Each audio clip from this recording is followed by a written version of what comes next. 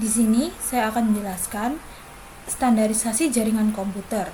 Sebelum itu, perkenalkan, saya Vena Novita Fitri Indriana, program studi Teknik Informatika, kelas C angkatan 2023. Pengertian, standarisasi jaringan komputer adalah suatu proses penempatan spesifikasi, pedoman, dan prosedur yang harus diikuti dalam pengembangan, implementasi, dan pengelolaan jaringan komputer. Tujuan utamanya dari standarisasi ini adalah untuk memastikan interoperabilitas antara perangkat dan sistem dari berbagai produsen, sehingga memungkinkan mereka untuk berfungsi secara efektif dalam satu jaringan. Contohnya, dalam pembuatan kabel LAN, crimping UTP, terdapat dua standar yang umum digunakan, yaitu TIA atau EIA 568A dan TIA EIA 568B. Mengikuti standar ini sangat penting karena jika tidak, kabel LAN yang dibuat tidak akan bisa digunakan. Kemudian ada aspek penting. Yang pertama, protokol komunikasi, yaitu menempatkan aturan dan format untuk pertukaran data antar perangkat di jaringan. Kedua, perangkat keras, yaitu spesifikasi perangkat jaringan seperti router, switch, dan kabel untuk memastikan interoperabilitas antar produk. Ketiga, keamanan. Standar keamanan meliputi enkripsi dan autentikasi untuk melindungi data saat transmisi. Keempat, interoperabilitas, yaitu memastikan perangkat dan aplikasi dapat berkolaborasi dan bertukar data tanpa masalah. Yang kelima, inovasi dan pengembangan, yaitu memberikan kerangka kerja untuk pengembangan teknologi baru tanpa mengorbankan kompatibilitas. Dampak positif standarisasi. Yang pertama, efisien biaya. Dengan adanya standar, organisasi dapat menggunakan perangkat dan sistem yang saling kompatibel dan mengurangi biaya pengadaan dan pemeliharaan.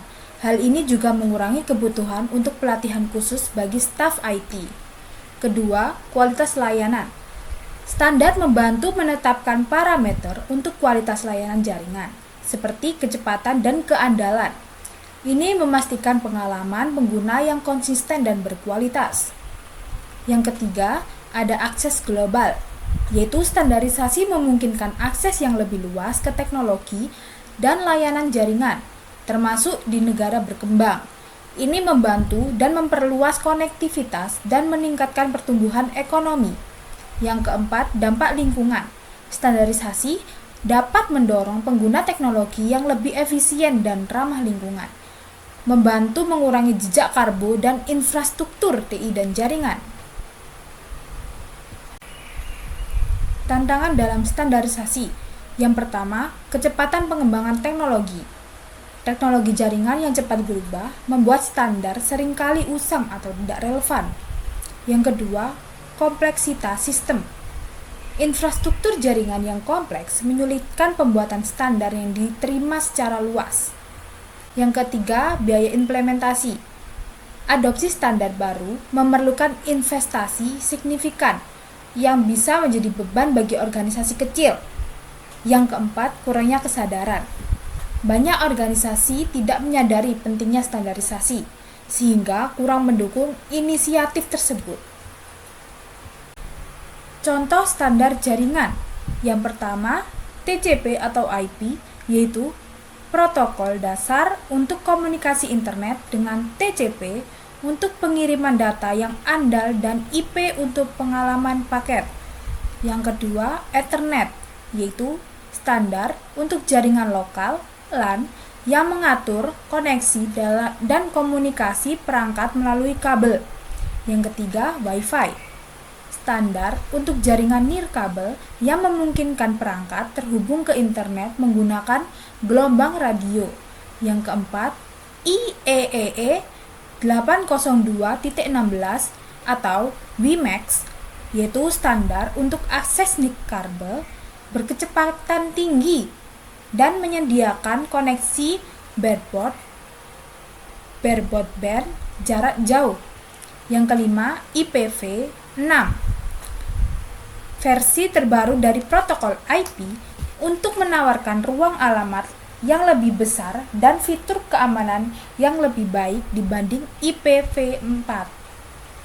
Yang keenam, Bluetooth, yaitu standar untuk komunikasi nirkabel jarak pendek yang digunakan untuk menghubungkan perangkat seperti handphone dan juga ponsel. Organisasi Standarisasi Jaringan Komputer ISO atau International Organization for Standardization, yaitu untuk menetapkan standar global di berbagai bidang termasuk IT dengan ISO atau IEC 27001 untuk sistem manajemen keamanan informasi. Yang kedua, TIA atau Telecommunication Industry Association dan EIA untuk mengembangkan standar pengkabelan TIA atau EIA 568A dan TIA atau EIA 568B yang memastikan efisien pemasangan kabel. Yang ketiga, IEEE, yaitu Institute of Electrical and Electronic Engineers untuk fokus pada pengembangan teknologi dan standar jaringan seperti IEEE 802.3 Ethernet dan EIEEE 802.11 Wi-Fi dan juga EIEE 802.16 WiMAX. Yang keempat, ITU atau International Telecommunication Union untuk mengatur telekomunikasi internasional dan penggunaan frekuensi radio untuk mendukung kerjasama global dan pembangunan. Yang keempat, IETF, yaitu Internet Engineering Task Force untuk mengatur dan membuat protokol standar untuk jaringan internet termasuk protokol TCP atau IP.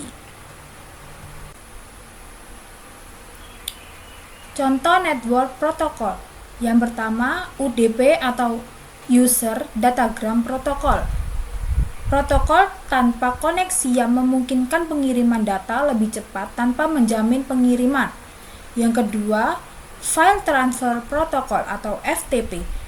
Ini digunakan untuk mentransfer file antar klien dan server melalui jaringan. Yang ketiga, Hypertext Transfer Protocol atau HTTP. Itu dasar komunikasi data di web digunakan untuk mentransfer halaman web dan sumber daya. Yang keempat, POP3 atau IMAP yang digunakan untuk mengambil email dari server POP3 untuk mengunduh IMAP untuk penyelenggaraan. Yang kelima, HTTP Source atau HTTPS untuk perpanjangan dari HTTP yang penggunaan encrypts atau SSL atau TLS untuk mengamankan transmisi data. Yang keenam, Dynamic Host Configuration Protocol atau DHCP. Ini secara otomatis memberikan alamat IP dan parameter konfigurasi jaringan lainnya kepada perangkat di jaringan. Network Protocol. Protokol jaringan adalah sekumpulan aturan dan konferensi yang menentukan cara data dikirim dan diterima melalui jaringan. Protokol ini mengatur metode komunikasi antar perangkat, memastikan bahwa data dapat dikirim, diterima, dan diproses dengan benar. Aspek network protokol.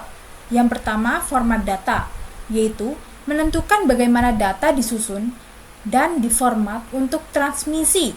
Yang kedua, penanganan kesalahan, yaitu mengatur cara mendeteksi dan memperbaiki kesalahan yang terjadi selama transmisi data. Yang ketiga, koherensi data. Beberapa protokol dapat menyertakan metode untuk mengompresi data agar penggunaan bandwidth lebih optimal. Yang keempat, kontrol aliran.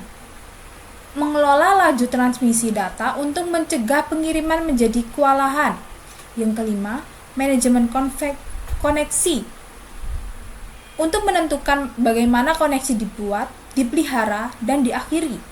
Yang keenam, pengalamatan, yaitu menentukan bagaimana perangkat diidentifikasi di jaringan, misalnya alamat IP. Sekian penjelasan dari saya tentang standarisasi jaringan komputer. Apabila ada salah-salah kata, saya mohon maaf sebanyak-banyaknya. Terima kasih.